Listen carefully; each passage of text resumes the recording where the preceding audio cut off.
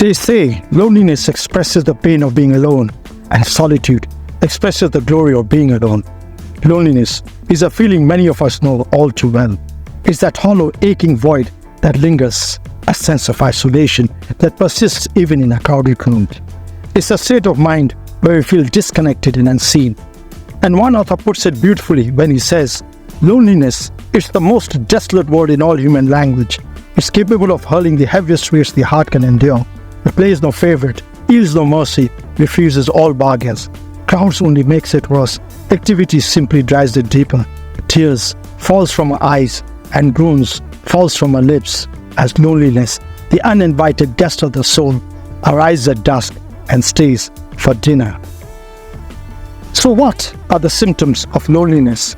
Henry Cloud, in his book Healings That Change, says there are 10 symptoms of loneliness, often depression, feeling of meaninglessness, feeling of badness or guilt, a sense of distorted thinking, addiction, fantasy, suicide, excessive caretaking, heart disease and stroke, and antisocial behavior.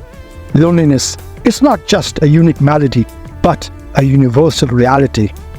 On the other hand, solitude is the art of being alone without feeling lonely. It's a choice, a deliberate act of finding peace and contentment in our own company.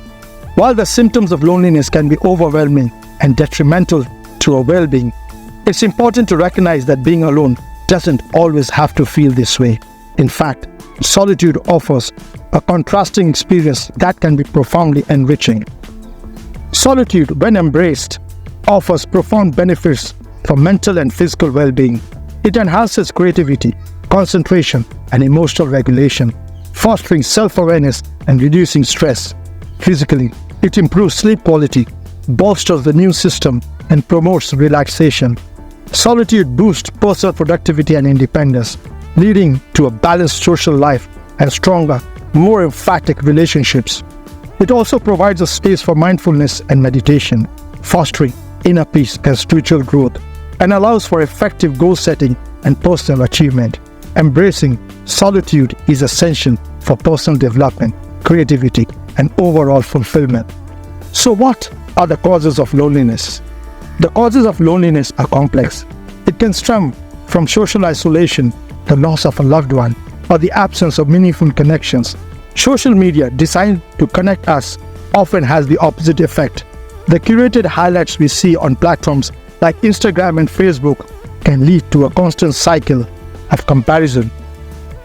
We might find ourselves feeling inadequate when we measure our lives against those polished portrayals, fueling feelings of loneliness and isolation. Yet, solitude offers a sanctuary. It provides an opportunity to disconnect from the noise and reconnect with us. In solitude, we can engage in activities that bring us joy, such as reading, writing, or simply being in nature. It allows us to reflect on our lives, set goals, and cultivate a deeper understanding for who we are. So how can we deal with loneliness? To navigate loneliness, we must seek connections that matter, reach out to friends and family, engage in community activities, or seek professional help if needed. For those who wish to embrace solitude, start by setting aside time each day to be alone. Meditate, journal, or take a walk in the park. These moments of solitude can be deeply enriching and transformative. Terry White, an author and motivational speaker, has spoken extensively about his transformative experience in prison, where he turned loneliness into creative solitude. And many famous individuals throughout history, including Vincent van Gogh, Emily Dickinson, Albert Einstein, J.K. Rowling, Maya Angelou, and Frida Kahlo, have also achieved this.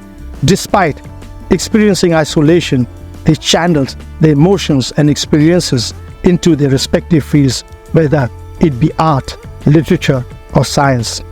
In the end, understanding the difference between loneliness and solitude can transform our lives.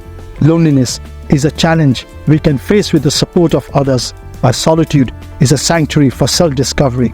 By embracing both, we can find balance and fulfillment. So in moments of loneliness, seek connection, and in moments of solitude, find your inner strength and creativity. And as Helen Keller once said, alone we can do so little, together we can do so much. Remember, every storm will pass, and in the calm we find ourselves. Embrace the journey and discover the profound peace and power within solitude.